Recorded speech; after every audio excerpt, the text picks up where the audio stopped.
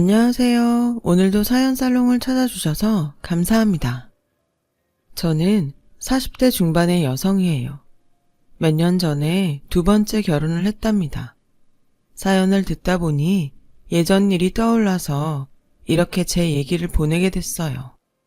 저희 집은 중학교 때부터 아버지 사업이 힘들어져서 집안 형편이 어려웠어요. 고등학교 때도 사정이 좋지 않아서 저는 힘든 시간들이 빨리 지나가기만을 빌면서 묵묵히 공부만 했어요. 그게 전화위복이 됐는지 전보다 훨씬 더 좋은 성적을 받게 됐죠. 원래도 공부가 뒤처지지는 않았었는데 그때를 계기로 전교 수준의 등수로 올라갔어요. 그러자 저 때문에 등수가 밀려난 아이가 뒤에서 애들한테 제 험담을 하더라고요. 제가 교무실에서 시험지를 훔쳤다는 둥 말도 안 되는 소리였어요. 저는 그 말에 신경도 안 썼어요. 그 말을 그대로 믿고 저를 안 좋게 보는 애들보다는 아닌 애들이 훨씬 많았으니까요. 무난하게 좋은 대학에 갔고 저희 집 문제가 조금씩 풀리기 시작했어요. 예전처럼 풍족하지는 않았지만 월세에서 전세로 이사를 갈 수 있었어요. 이사하던 날은 온 가족이 다 기뻐했어요. 아버지는 더 열심히 일을 하셨죠. 저는 법대를 다니면서 학생들 과외를 했어요. 아이들 성적이 잘 나오는 덕분에 저는 대학 시절 내내 과외가 끊기는 일이 없었죠. 저는 학교 수업에 과외에 사법고시 준비까지 매일 정신없는 날들을 보내다가 한 선배를 만나게 됐어요. 제가 대학교 4학년이었고 선배는 과 조교였어요. 밤 늦게까지 학교 도서관에서 공부를 하다가 가끔 조교 일을 도왔어요. 선배는 언젠가부터 저에게 호감을 표시해왔지만 저는 그 마음을 받아들일 수가 없었어요. 선배, 죄송한데 저는 지금 제 일들만으로도 벅차고 다른 걸 생각할 여유가 없어요. 너무 그러지만 말고 한번 생각해주면 좋겠어. 나도 이런 말 아무한테나 하는 사람 아니야. 라며 끈질기게 졸랐고 그 무렵 공부와 일에 지쳤던 저는 마음이 약해져서인지 그 사람의 말에 끌려 만남을 시작했어요. 처음에는 적당히 만나다가 헤어지겠지 하는 가벼운 기분으로 사귀었는데 그 사람과 있으면 마음이 편해져서인지 1년이 넘게 만남을 이어갔어요. 그러던 어느 날 그 사람은 저에게 청혼을 했어요. 나는 원래 변호사나 공무원 같은 건 마음에 없었어. 그래서 대학원에서 공부 좀 더 한 거고 이제 이렇게 대기업 인사팀도 들어가게 됐으니 서영이 너랑 결혼하고 싶어. 근데 난 계속 사법고시 준비하고 싶어. 결혼하면 그게 힘들 것 같은데? 걱정하지 마. 내가 너 계속 공부할 수 있게 도와줄게. 라고 자신있게 말하는 모습을 믿었죠. 저와 그 사람은 양가 상견례부터 시작해서 계획대로 결혼 준비를 했어요. 그 사람은 아버지가 몇 년 전 돌아가시고 어머니만 있더라고요. 형제는 여동생이 한 명 있었는데 저보다 1살 어렸어요. 오빠랑 같은 대학 같은 과면 공부는 잘했나 보다. 조카가 머리 나쁠 일은 없겠네. 말하는 내용이나 무턱대고 반말하는 게 기분이 좋지는 않더라고요. 결혼식 당일이 돼서 식을 마치고 신혼여행을 떠날 시간이 돼서 양가 부모님에게 인사를 드리는데 신우가 시어머니 귀에 대고 뭐라고 하더라고요. 신우는 자꾸 저를 흘끔대며 얘기를 했고 시어머니는 점점 표정이 안 좋아졌어요. 신혼여행 내내 두 사람이 마음에 걸렸지만 크게 신경 쓰지는 않았어요. 제가 무슨 흠잡힐 만한 일을 한 게 없었으니까요. 그런데 신혼여행을 갔다 와서 시댁에 인사를 하러 갔더니 시어머니와 신우의 태도가 완전 변했더라고요. 두 사람은 저한테 노골적으로 찬바람을 쌩쌩 일으켰어요. 남편도 이상한 분위기를 눈치챘죠. 대체 두 사람 다 왜 이러는 거야? 우리가 뭐 잘못하기라도 했어? 오빠, 혹시 저 여자 학교 다닐 때 어땠는지 알고 결혼한 거야? 성적 올리려고 교무실에 들어가서 시험지 빼돌리고 그랬대. 그뿐만 아니라 저 여자네 집 완전 못 살아서 반지하에서 사는데 명품 가방 메고 다녀서 그것도 훔쳤다고 말 많았다더라. 저는 너무 기가 막혔어요. 오해예요. 갑자기 오른 성적 때문에 말도 안 되는 소문이었어요. 애들은 대부분 믿지도 않았고요. 제가 갖고 다녔던 명품 가방은 어릴 때 아빠 친구분한테 선물 받은 걸 학교 다닐 때 처음부터 갖고 다녔던 거예요. 누가 그런 얘기를 했는지 모르겠지만 저한테 한번 물어보기라도 했었어야죠. 내가 그쪽하고 같은 고등학교를 나왔더라고. 학년이 달라서 몰랐는데 결혼식에 온 내 친구가 당신 알아보고 나한테 얘기해 준 거야. 자기 언니가 같은 학년이었다는데 유연주라고 알아? 저는 기억도 안 나는 애여서 모른다고 했죠. 그랬더니 두 사람은 더 의심스러운 눈으로 저를 쳐다봤어요. 모르는 사람이 그런 일로 널 기억할 정도면 말 다 한 거 아니냐? 무엇보다 기분 나쁜 건 니네 집이 잘 사는 척하고 거들먹거렸다는 거야. 니네 친정집도 전세라며? 아니, 니네 부모님은 뭘 했길래 그 나이 되도록 집 한 칸도 자기 걸 마련 못했냐? 이건 뭐 우리 성준이 뒷바라지는커녕 빨대 꽂지 않으면 다행이지. 라는 시어머니 말에 남편은 그런 말이 어딨어? 그리고 다들 왜 지난 일로 그러는지 모르겠네. 학교 다닐 때 있었던 일로 이러는 건 좀 유치하지 않아? 성희 너는 학교 다닐 때 말썽 안 피웠어? 그리고 엄마, 장인어른 그런 분 아니야. 지금 하시는 일도 잘 되고 있고. 네 말이 맞다고 해도 나는 좀 그렇다. 뭔가에 된통 속은 기분이야. 내 말이 그거야, 오빠. 무조건 저 여자 편 들려고만 하지 말고 우리 입장에서 생각을 해보라고. 라며 두 사람은 막무가내였어요. 결국 험악한 분위기로 시댁을 나와서 신혼집으로 왔죠. 난 진짜 억울해. 오빠 그 말들 믿는 거 아니지? 난 정말 그런 적 없단 말이야. 다 지난 일인데 했으면 어떻고 안 했으면 어때? 지금이 중요하지. 네가 앞으로 어떻게 사느냐가 더 중요하고. 저는 너무 답답해서 정말 아니라고 했지만 남편은 반신반의하는 것 같았어요. 신혼생활은 시작부터 힘들었어요. 남편이 공부할 수 있게 해주겠다고 했지만 저를 아무 때나 불러대는 시어머니와 시누이 때문에 공부 시간을 제대로 가질 수가 없었어요. 남편은 처음엔 어떻게 조율해 보려고 하더니 곧 귀찮아했어요. 그건 네가 좀 알아서 요령껏 하면 되잖아. 엄마랑 성희가 불러도 집안일이 안 끝났다고 하든지 뭐든 네가 하기 나름 아니야? 어째 다른 일에는 똑 부러지는 것 같더니 이렇게 곰처럼 굴어? 그런 게 통했으면 내가 이런 말을 하겠어? 나한테 공부할 수 있게 해준댔잖아. 지금 이게 내 잘못이야? 나는 분명히 너 공부하라고 다른 일 안 해도 된다고 하잖아. 이건 전적으로 네가 엄마랑 손발이 안 맞아서 그런 거지. 자꾸 내 탓하지 마. 문제는 또 있었어요. 신우는 툭하면 저를 거짓말쟁이 취급하며 무시했어요. 새언니, 혹시 대학도 기부금 입학 이런 거 한 거 아니야? 아니지. 친정이 거지구나. 대체 그 대학은 어떻게 간 거야? 저는 시댁에 수시로 불려가서 파출부처럼 온갖 일을 하면서도 말도 안 되는 소리까지 들어야 했어요.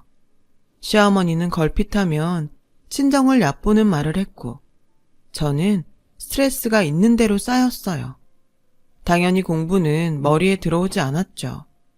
그렇게 결혼한 지 얼마 되지도 않아서 저와 남편 사이의 골은 깊어져 갔어요.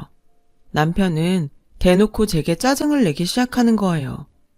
고시 공부한다고 해서 집에 있는 거 봐줬더니 맨날 불평이나 하고 공부도 안 하잖아.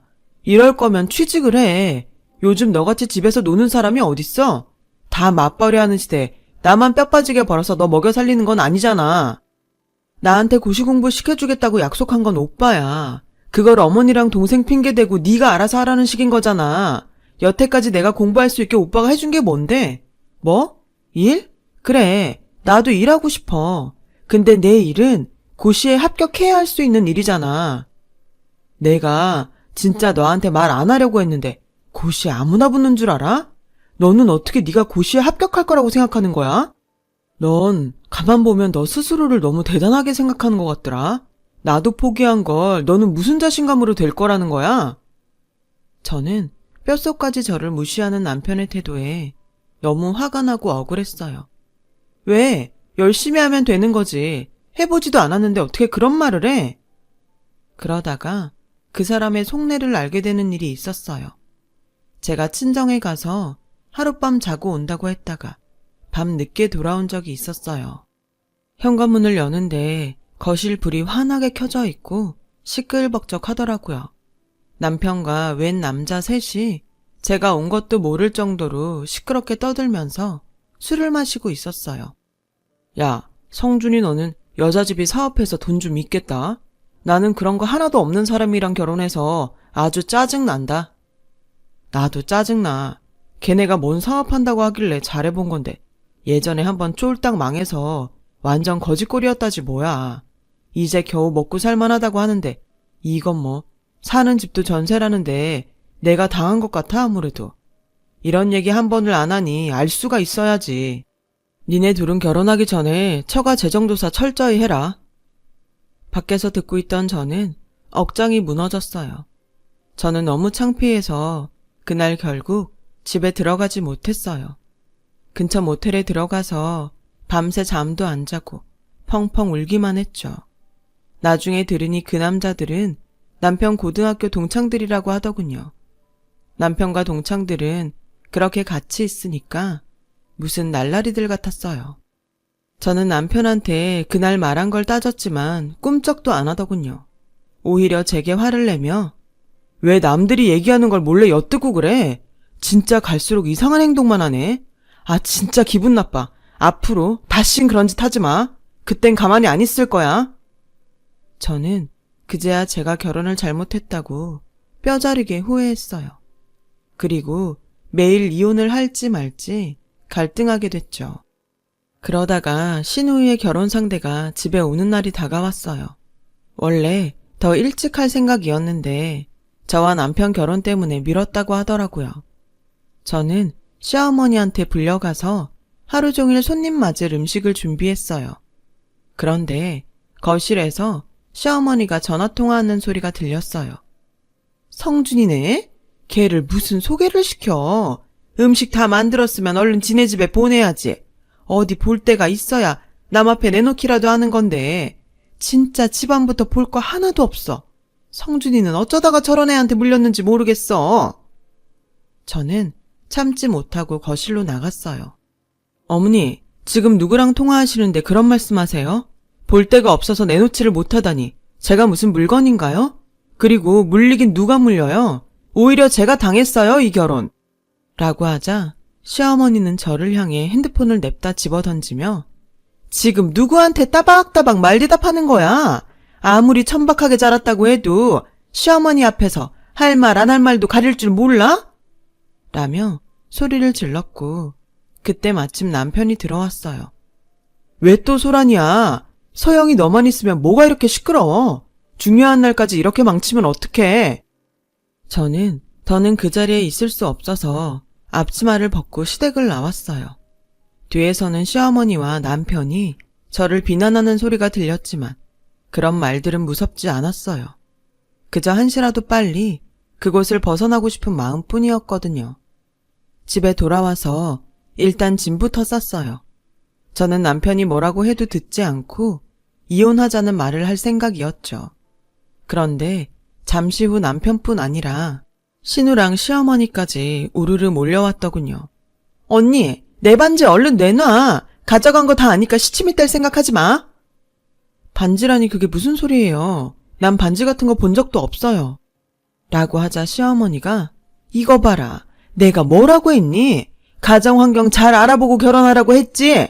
성준이 너 그런 거 상관없다고 네 맘대로 하더니 결국 이 사단이 나잖아. 아니 집안에 도둑을 들였으니 동네 창피해서 고개도 못 들고 다니겠다. 글쎄 전 그런 적이 없대도요. 제가 부엌에서 죽어라 일만 했는데 반지 같은 걸 가져갈 시간이 어딨겠어요. 라고 하자 남편은 갑자기 제 가방을 풀기 시작했어요. 저는 너무 어이가 없어서 가방을 뺐으며 이게 뭐 하는 거야? 오빠도 날 못 믿어? 어떻게 이럴 수가 있어? 그러니까 증명해 보이면 되잖아. 안 가져갔으면 가방을 봐도 상관없잖아. 아니, 난 안 가져간 거 맞고 가방도 못 뒤져. 난 오빠도 이해할 수 없어. 처음부터 내 말은 하나도 안 믿고 자기네 식구 말만 믿는 거야? 오빠 원래 이런 사람이었어? 라고 하자 신우는 저 말하는 것 좀 봐. 자기네 식구래. 와, 진짜 이렇게 막대 먹을 수가 있어? 시댁 식구한테 저렇게 함부로 말하는 사람 난 친구들한테도 들어본 적 없어. 라며 펄펄 뛰었고 시어머니는 저한테서 가방을 뺏어서 물건들을 다 꺼냈어요. 하지만 가져가지도 않은 반지가 나올 리 없었죠. 신우와 시어머니는 끝까지 사과 한마디 안 하고 집으로 돌아갔고 저는 그 길로 집을 나왔어요. 네가 가져가지 않은 게 증명됐잖아. 그게 더 중요한 거 아니야? 이런 일로 일일이 집을 나가면 어떻게 살려고 그래? 아니, 나를 믿지 못하는 게 더 문제지. 사사건건 무시하고 도둑 취급하는 사람들하고 어떻게 살아? 나 오빠랑 안 살아. 그렇게 저의 짧은 6개월의 결혼 생활이 끝났어요. 아버지한테는 이혼하게 된 이유를 사실대로 얘기하지 않았어요. 그러면 자신을 탓하시면서 마음 아파하실 것 같았거든요. 엄마도 제가 자세히 얘기를 하지 않아서 대충만 알고 계셨어요. 저는 미친 듯이 공부에만 파고들었고 그 결과 3년 후에 사법고시에 합격했어요. 엄마는 저를 붙잡고 우셨어요. 예전 일들 다 잊고 너 하고 싶은 거 다 하면서 살아. 이렇게 잘할 수 있는 우리 딸을 괜히 이상한 집에 시집 보냈어. 그게 왜 엄마 때문이야. 결혼은 내가 한다고 한 거잖아. 엄마 말대로 나 다 잊었어. 걱정하지 마. 저는 중견법률사무소에서 일을 시작했고 거기서 인정을 받아서 몇 년 후에는 좀 더 큰 로펌으로 옮길 수 있었어요. 변호사가 되고 몇 년 동안을 거의 일만 했던 것 같아요. 로펌으로 옮기고 나니 뭔가 제 목표를 달성했다는 기분도 들고 마음에 여유가 조금씩 생기더라고요. 어느 날 제 앞으로 회사 자금 횡령 소송건이 들어왔어요. 저는 서류에 적힌 피고인의 이름을 보고 깜짝 놀랐어요. 전 신우 이름이었거든요. 어떻게 된 건지 살펴보니 신우와 전 남편은 신우 남편이 운영하는 회사에서 일했는데 둘이서 자금을 빼돌려 부동산을 산 정황이 있더군요. 전 남편은 대기업을 그만두고 신우 남편의 회사에서 이사 명함을 달고 있더라고요. 고소인은 투자자였는데 신우 남편은 회사 부도 처리를 하고 잠적했다고 해요. 저는 제가 이 사건을 맡으면 남편과 이혼한 전력 때문에 분리할 수 있어서 맡지 않기로 했어요. 대신 한 번은 투자자와 같이 신우와 전 남편을 만나러 가기로 했죠.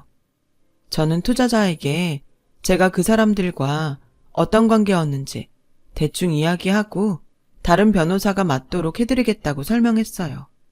저와 투자자가 약속 장소에 가자 신우와 전 남편은 저를 보고 놀라더군요. 아니, 저 여자가 어떻게 여기, 저 여자랑 무슨 사이예요? 뭔데 여기까지 데리고 나와요? 이봐, 이게 대체 어떻게 된 일이야? 저 사람 누군지 알아? 누구긴 내 변호사지. 윤 변호사님, 이리 앉으시죠. 투자자가 저를 깍듯이 대하며 자리까지 안내하자 두 사람은 얼굴이 하얗게 질렸어요. 저는 오늘 사건 접수했다는 말씀만 드리러 나왔습니다. 소송 진행은 다른 변호사님께서 하실 거예요. 굳이 내가 오늘 나온 건 당신들 절대 못 이길 거고 구속될 거니까 그런 줄 알라고, 각오하라고 말씀드리러 온 거예요. 그럴 증거가 있어? 이거 다 이 자식이 우리 모함하는 거라고. 라며 전 남편이 소리치길래 저는 말씀 함부로 하지 마시죠. 반말도 하지 마시고요.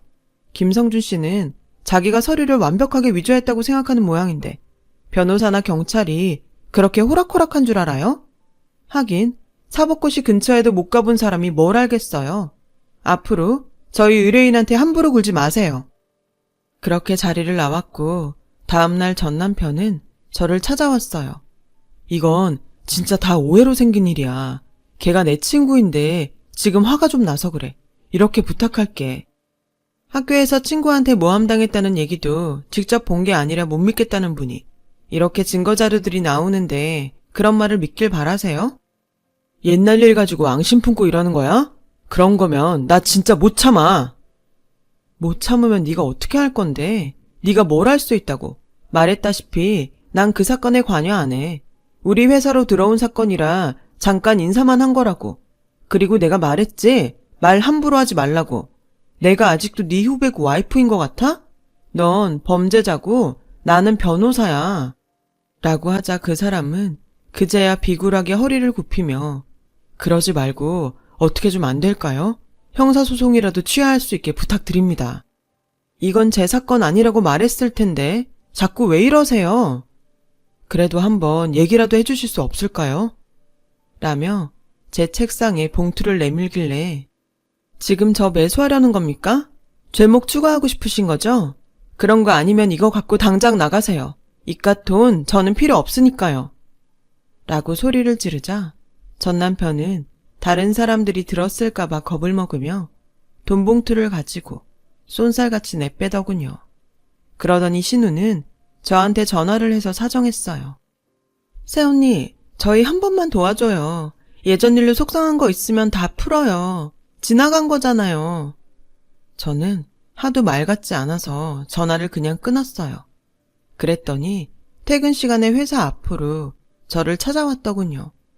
이렇게 얼굴 보고 얘기해야 될 것 같아서 왔어요. 하는데 뒤에 시어머니도 보이더군요. 시어머니는 꼭 어제 만난 사람처럼 제 손을 잡고 우리가 인연은 인연인가 보다. 이렇게 만나는 걸 보면 얼굴이 아주 좋아 보이네. 라길래 저는 손을 확 빼버렸어요. 뭐 하는 짓이에요? 김성희 씨는 자기가 고소당한 사건을 해결할 능력이 없어서 엄마까지 끌고 오시나요? 저한테 얘기해봤자 소용없다고 말했잖아요. 그 잘난 대기 오빠 친구들 중엔 변호사가 없어요? 그쪽하고 얘기하세요. 그러자 두 사람은 쭈뼛거렸어요. 전 남편은 동기들 사이에서 소문이 좋지 않아 다들 상대해주지 않은 지 오래였나 봐요. 저는 일부러 들으려고 하진 않았지만 같은 학교이다 보니 조금씩 알게 되는 게 있었죠. 비싼 돈 주고 선임한 변호사가 무조건 가서 선처해달라고 했다는 걸 보니 그 변호사도 이 문제가 자기가 어떻게 한다고 해서 해결될 수 있는 게 아니란 걸 안 거죠. 그러니 전 남편 식구들은 투자자와 저한테 번갈아가며 매달리는 거였어요. 나한테 이러는 거 정말 뻔뻔하다고 생각하지 않아? 당신들이 말도 안 되는 옛날 소문 같다가 나 억울하게 했던 거 기억 안 나? 그거 다 우리 집이 못 살았던 것 때문에 더 그런 거였잖아. 그런 것도 모를 줄 알았어? 그래놓고 이제 와서 뭐? 2년? 내가 지금까지도 제일 후회하는 게 당신들과의 악연이야. 이렇게 자꾸 찾아오면 나도 댁들 업무 방해죄로 고소할 거니까 그렇게들 알아. 라며 두 사람을 쫓아냈어요. 알고 보니 신우 남편은 전 남편 집안 돈을 싹싹 털어서 자기 회사에 투자하는 것처럼 해놓고 돈을 빼돌렸다더라고요. 그것 때문에 화가 난 전 남편과 신우가 회사 자금으로 다른 사람 이름을 이용해 부동산을 샀고요. 사기꾼한테 당했다고 똑같은 짓을 하다니 정말 어리석다는 생각만 들었어요. 얼마 안 가서 신우 남편도 잡혔고 신우와 전 남편도 구속이 됐어요. 시어머니는 자꾸 제게 와서 도와달라고 사정했지만 저는 거절했어요. 그렇게 그 집 식구들과는 완전히 인연을 정리하게 됐죠. 정말 사람 일 어떻게 될지 아무도 모르는 것 같아요. 그리고 저는 그 후에 좋은 사람을 만나게 돼서 결혼도 했고요. 3살이 된 귀여운 딸도 있답니다. 평범하게 보낼 수 있는 이 하루하루가 정말 행복합니다. 제 얘기는 여기까지예요. 들어주신 분들 모두 감사드리고요. 행복한 하루 되셨으면 좋겠어요. 좋은 시간 되세요. 여러분, 사연 댓글에 응원과 현명한 조언 부탁드려요. 좋아요와 구독은 저에게 큰 힘이 됩니다. 오늘도 좋은 일 가득하세요.